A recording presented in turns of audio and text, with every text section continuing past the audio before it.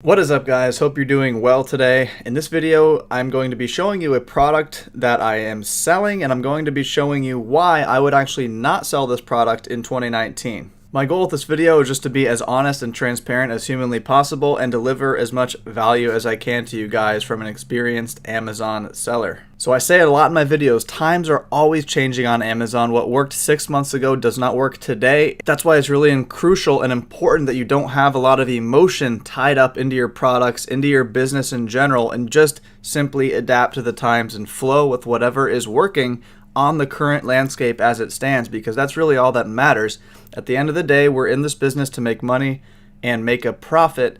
So I really don't care what I sell, what tactics I use, what strategies. All of that doesn't really matter to me as long as I get results. Now, as you guys know, I manage several products for myself as well as other clients of mine over at coolproducts.com. So, we have a lot of data in different categories, different niches, different price points, completely just wildly different products. So it's really, really valuable data that we have at our disposal to basically just come up with these conclusions, run these tests.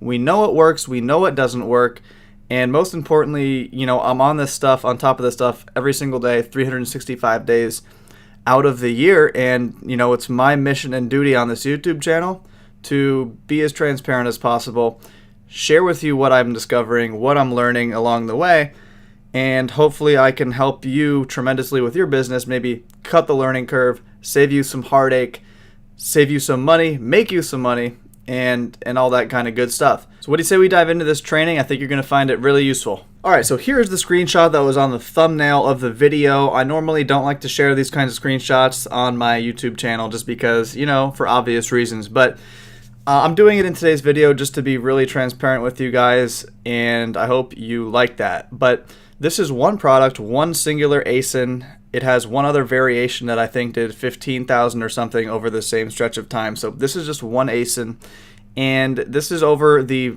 prime time of the year, which is just before Black Friday, all the way up until just before Christmas. This month stretch right here, about November 22nd to December 22nd, is going to be your most profitable 30 days out of your entire year if you sell on Amazon, without a doubt, unless of course you sell like an incredibly seasonal product that just nobody buys in the winter. But so what I want to highlight to you guys is the fact that yes, this product sells well. Yes, it all, it checks all the boxes. It's good. It does all that. It's a passive income earner for my business, but I would not sell this product in 2019. I would stray away from this product in 2019 because it would be a complete headache.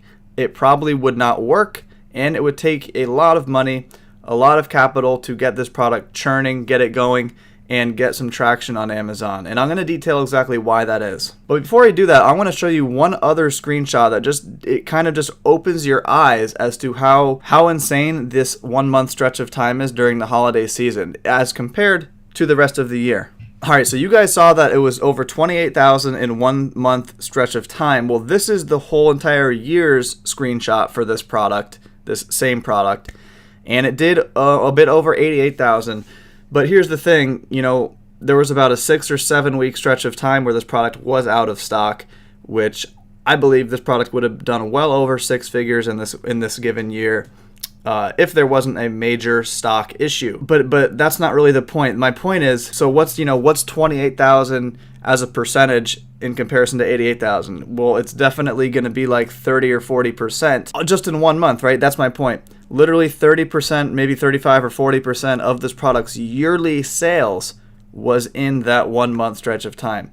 That's why I always tell people, they're like, man, I don't know what, if I should sell on Amazon and blah, blah, blah. And I'm like, look, man, for 1 month out of the year, it's just worth it to have products listed on Amazon. There's something so incredible about the holiday season that even if your product is on like page 10, people somehow find it and they buy it. Can't really explain why. I think it's just the insane amount of traffic that Amazon gets over that stretch of time. And more importantly, just the irrational buying that goes on. People just don't care. They have their credit cards. They're like, hey, I need to buy a gift. Buy. They don't really care. There's no second thought. It's just an impulse purchase, and we love those people.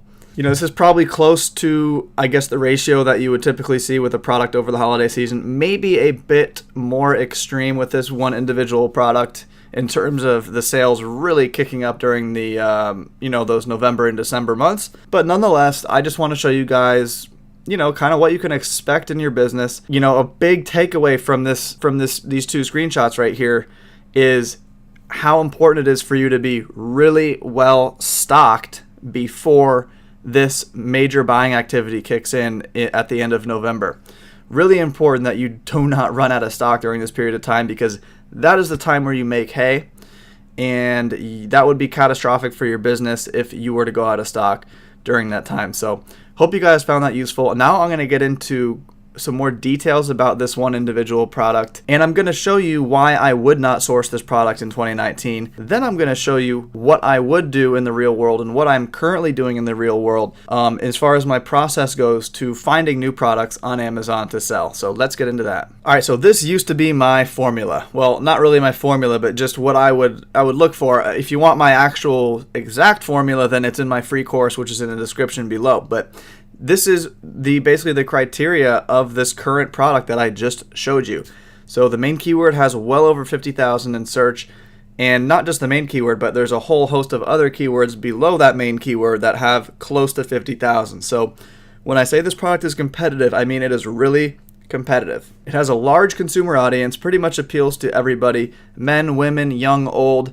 Really just appeals to everybody. Has great margins, 45, at least 45. You can get up to 55 or 60 if you want to price this product higher. But realistically, you're going to be around 45 or 50. And it's small, light, cheap to ship. It checks all those boxes. Pete, well, what the hell? What's wrong with this product? Why are you saying not to source it? It seems like it's perfect. Well, on the surface, you may think that, but here is the major lesson I want to detail on this video. The reason this product is able to generate sales year after year after year without me putting in very little effort at this point is because this product was initially listed on Amazon at the very beginning of 2017. So it's been up there for a couple years now. And here's the thing, guys. Here's the thing with Amazon. In general, the longer your product is up there, if you do the launch process right, if you have a good listing and it converts well, if you do all that good stuff at the beginning and you set yourself up for success, well, over time, your rankings are just going to be cemented into the Amazon platform. Even after multiple times where this product has been out of stock, like for weeks at a time, it always returns to its rightful place in the rankings because of what I just said. Over time, as the product gains traction, as it has aged, like good products get better with age, kind of like wine, they kind of cement themselves into the platform, which is what you want, because this product is going to be making me significant sales for the foreseeable future and with very little work put in. All the work in the Amazon business is front end loaded.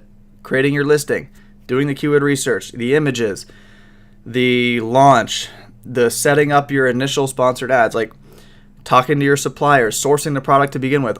All the work in this business is kind of front end loaded. Once you get it automated and once you get it churning and you just really get it going, that's kind of what you start this business for, because this business is amazing for automation and you're not trading your time for money. That's why the Amazon business is a great business. So the goal with your business should be to have 10 products like this and you'll have a 7-figure business just like that. That really is how it is done. It's just replicating what works over and over again. There's no magic to really scaling your business.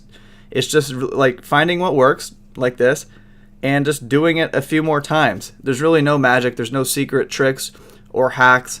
It's just doing the work and getting it done. That's just as simple as it is.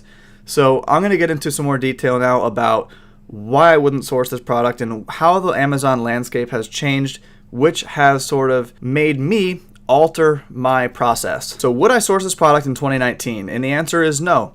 The more and more the trends lately are steering me away from the hyper competitive products because you have to have extremely deep pockets nowadays to be able to compete with these highly competitive products.